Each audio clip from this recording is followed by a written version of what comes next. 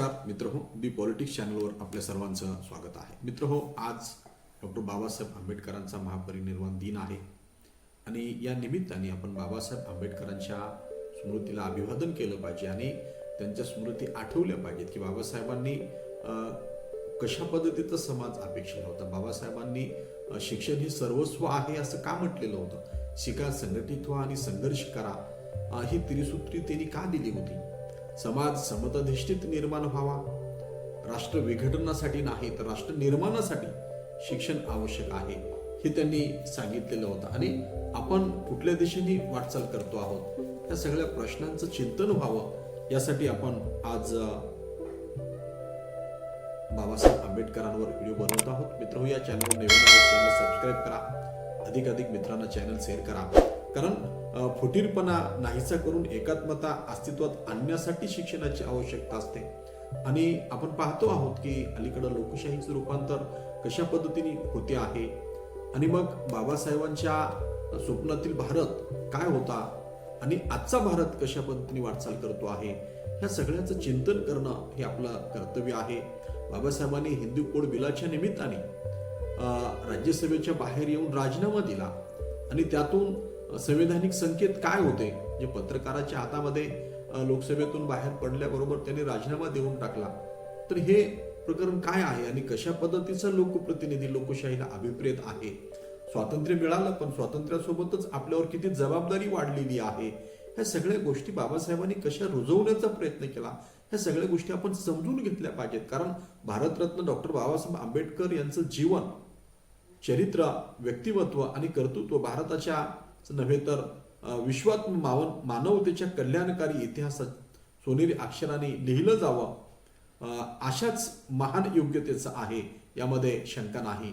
पण बाबासाहेबांच्या या स्मृती दिनाच्या निमित्ताने आपण हे पाहिलं पाहिजे की बाबासाहेबांनी हे का केलं आणि आज आपण कुठं आहोत, आज आपली लोकशाही कुठं आहे. डॉक्टर भीमराव रामजी आंबेडकर अर्थात डॉक्टर बाबासाहेब आंबेडकर यांना संविधानाचे शिल्पकार असं म्हटलं जाते. दीनदलितांसाठी रात्रंदिवस राबणारा महामानव म्हणून त्यांना आजही जगभरात ओळखलं जातं. माणसांना माणसाप्रमाणे वागवा या साध्या वाटणाऱ्या पण अतिशय कठीण मुद्द्याला त्यांनी हात घातला होता. माणसाने माणसासारखं वागावं हे सहज वाटते पण माणूस माणसासारखंच नेमकं वागत नाही. अनेक वेळेस पशुपेक्षाही वाईट वागतो आणि मग पशूंना पाणी पिण्याचा अधिकार आहे पण माणसांना नाही. अशा पद्धतीच्या लढ्यासाठी बाबासाहेबांना आयुष्यभर लढा द्यावा लागला. महाडचा 14 तळ्याचा सत्याग्रह काय होता, त्या तळ्यावर सगळी जनावरं पाणी पित होती पण माणसं पित नव्हती. तर अशा समाजाला त्यांनी सांगितलं की शिक्षण हे सर्वस्व आहे आणि त्याशिवाय आपल्यामध्ये बदल होणार नाही. शून्यातून विश्वामध्ये विद्वत्तेची उंची गाठणारा कोलंबिया विद्यापीठ न्यूयॉर्क मधला या विद्यापीठाने जगातला सर्वात मोठा तत्वज्ञ म्हणून, सर्वश्रेष्ठ विद्यार्थी म्हणून, ज्ञानी विद्यार्थी म्हणून ज्याची घोषणा 2013 मध्ये केली, त्यांच्या 100 लोकांच्या यादीमध्ये पहिल्या नंबरवर बाबासाहेबांचं नाव त्यांनी दाखवलं.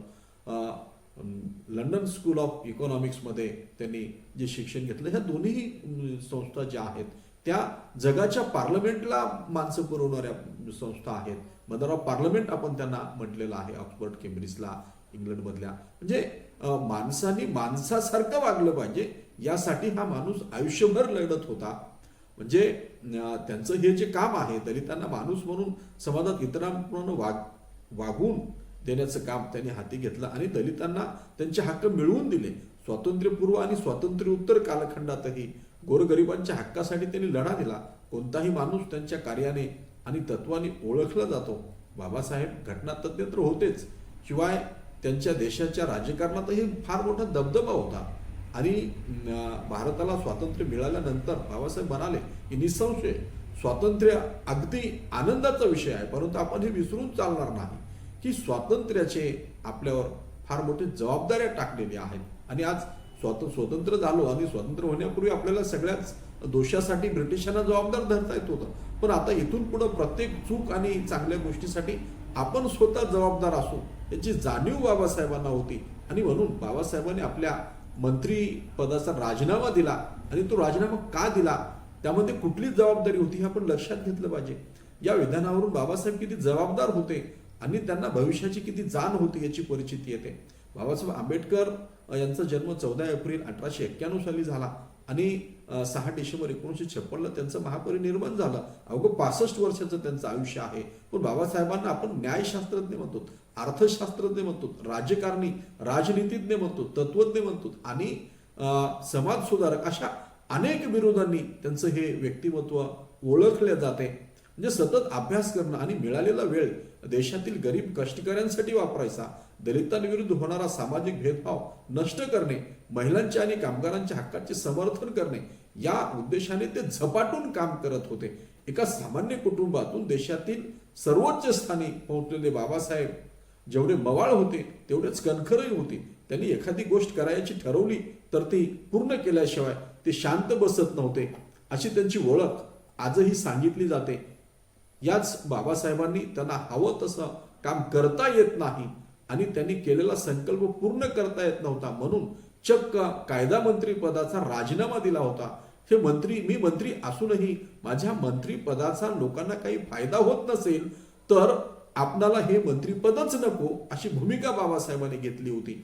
तर बाबासाहेबांनी नेमका आपल्या मंत्रिपदाचा राजीनामा का दिला होता हे किती जणांना ज्ञात आहे हे अधिक महत्वाचं आणि म्हणून हे आपण जाणून घेतलं पाहिजे, हे समजून घेतलं पाहिजे की बाबासाहेबांना आपण महापरिनिर्वाण दिन साजरा करत असताना 6 डिसेंबर 1956 रोजी त्यांचं निर्वाण झालेलं आहे.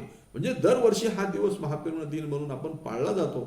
यावेळी राज्यासह देशभरातील बाबासाहेबांचे लाखो अनुयायी चैत्यभूमीवर एकत्र येतात आणि बाबासाहेबांना आदरांजली वाहतात. बाबासाहेबांचं कार्य लोकांपर्यंत पोहोचवण्यासाठी अनेक लोक भरभरून लेख लिहितात. पण बाबासाहेबांचा कायदा मंत्री पद म्हणून त्यांनी जे राजीनामा दिला यावर डॉक्टर ज्ञानराज काशीनाथ गायकवाड यांनी महामानव या पुस्तकामधून अतिशय वेगवेगळे पैलू त्यातून त्यांनी उलगडून दाखवलेली आहेत की बाबासाहेबांनी आपल्या विधिमंत्री पदाचा राजीनामा का दिला हे त्यांनी सविस्तर सांगितलेलं आहे. ते आपण समजून घेतलं पाहिजे, वाचलं पाहिजे. अलीकडे विद्यार्थी वाचत नाहीत. बाबासाहेबांचं जीवन हाच संदेश आहे. 18 तास हा माणूस अभ्यास करत होता. म्हणजे स्वतंत्र भारतातले पहिले कायदा मंत्री म्हणून डॉक्टर बाबासाहेब आंबेडकर यांचे कायदा खात्याचे कामकाज कशा पद्धतीने त्यांनी ते केलेलं आहे आणि त्यांनी इसवी सन 1951च्या मे महिन्यात लोकसभेपुढे लोकप्रतिनिधित्व विधेयक सादर केला. तत्पूर्वी ते लोकसभेत हिंदू कोड बिल मंजूर व्हावे अशा प्रयत्नात होते. डॉक्टर आंबेडकरांनी विधिमंत्री म्हणून हिंदू कोड बिल कायदेशीर भाषेत व्यवस्थित तयार करण्याची जबाबदारी त्यांनी सांभाळलेली होती. त्यासाठी ते परिश्रम घेत होते. हिंदू संहिता अतिशय व्यवस्थित तयार व्हावी म्हणून त्यांनी परिश्रमपूर्वक हिंदू कोड बिल तयार केला आणि वारसा हक्क आणि विवाह या 2 विषयाच्या बाबतीत हिंदू स्त्रियांना जास्तीत जास्त संरक्षण मिळेल अशी व्यवस्था केली. आणि हे पूर्णतः स्वर्ण हिंदूंच्या स्त्रियांच्याच फायद्याचं होतं, स्वर्ण हिंदूंच्याच फायद्याचं होतं. म्हणजे हिंदू कोड बिलाचा मसुदा तयार झाल्यानंतर तो लोकसभेपुढे मांडण्याची संमती तत्कालीन पंतप्रधान पंडित जवाहरलाल नेहरू आणि अन्य नेत्यांनी त्यांना दिली. परंतु लोकसभेत हिंदू कोड बिल मांडले जाणार असल्याचे समजतात हिंदू समाजातील प्रतिगामी विचाराच्या लोकांनी या बिलाला प्रचंड विरोध केला. परंतु डॉक्टर आंबेडकरांनी विरोधकांना जाहीर सभामधून खाजगी चर्चांमधून उत्तरे देण्याचा भरपूर प्रयत्न केला. शिवाय नेहरूंनी देखील जाहीर सभेमधून काही झाले तरी आपण हिंदू कोड बिल मंजूर करणार असं जाहीर केलेलं होतं. पण प्रत्यक्षामध्ये विधेयकाला विरोधकांचे तीव्र विरोध लक्षात घेऊन बिलाविषयी विचारविनिमय करण्यासाठी 7 ते 13 सप्टेंबर 1951 रोजी काँग्रेस संसदीय मंडळाच्या बैठका झाल्या. पण हे बिल मंजूर करून घेण्याच्या बाबतीत त्या बैठकीत एकमत झाले नाही. घटस्फोट, एकपत्नीत्व, स्त्रियांना समान हक्क हे वादाचे विषय ठरले. स्वतंत्र भारताच्या राज्यघटनेनुसार 1952 सार्वत्रिक निवडणूक जवळ येत चालली होती. अशा परिस्थितीत हिंदू समाजाच्या विरोध लक्षात न घेता हे बिल मंजूर केलं गेलं पाहिजे. तर काँग्रेस पक्षाला जर काँग्रेसने हे मंजूर केलं तर काँग्रेस पक्षाला हिंदू समाजाच्या मताचा फटका बसू शकतो आणि त्याचा परिणाम म्हणून काँग्रेस पक्षाला पराभवही स्वीकारायला लागेल. असे होऊ नये म्हणून काँग्रेस पक्षाने हे बिल 52च्या निवडणुकीने जी लोकसभा तयार होईल त्यापुढे मांडण्याचा व मंजूर करून घेण्याचा निर्णय घेतला. परंतु हिंदू कोड बिल ज्या स्वरूपात तयार केले होते त्याच स्वरूपात ते लोकसभेच्या सप्टेंबर 1951च्या अधिवेशनातच मंजूर करून घेण्यात यावे असा आग्रह बाबासाहेबांनी धरला.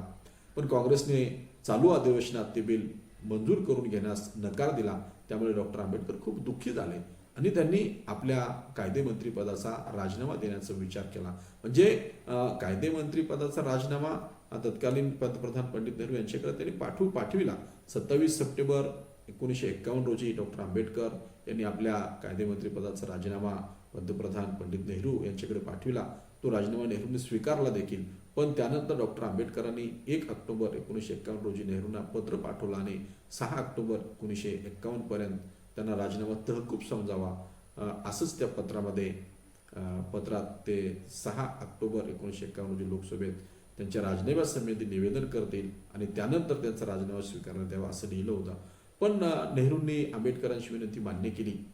ठरल्याप्रमाणे 6 ऑक्टोबर 1951 रोजी सकाळी 10 ते 11 वाजताच्या दरम्यान लोकसभेत डॉक्टर आंबेडकर आपल्या राजीनाम्यासंबंधीचे इंग्रजी भाषण लिहिलेलं निवेदन वाचून दाखवणार होते. परंतु उपसभापतींनी सायंकाळी 6 वाजता निवेदन वाचण्याचा आदेश दिला.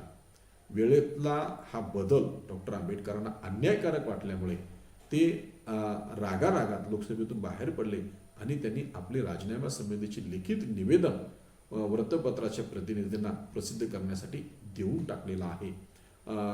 राजीनामा देण्याची कारणं काय होती तर ती जर आपण पाहिली तर आपल्याला धक्का बसेल. डॉक्टर आंबेडकरांनी आपल्या राजीनाम्यासंबंधीच्या निवेदनात काही कारणे दिलेली होती. त्यामध्ये त्यांना मंत्रिपदाचा राजीनामा का द्यावा लागला हे त्यांनी सांगितलेलं आहे.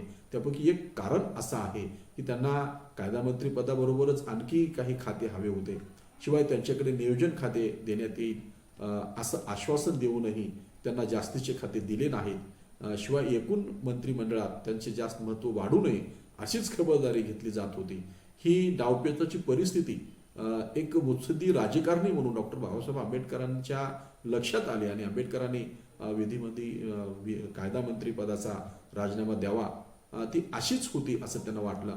डॉक्टर आंबेडकरांनी सरकारबरोबरच बरोबर समाधानी राहण्याचं दुसरं कारण असं की असमाधानी होण्याचं दुसरं कारण असं की मागासवर्गीयांच्या आणि अस्पृश्यांच्या हिताकडे सरकार तत्परतेने लक्ष देत नव्हतं.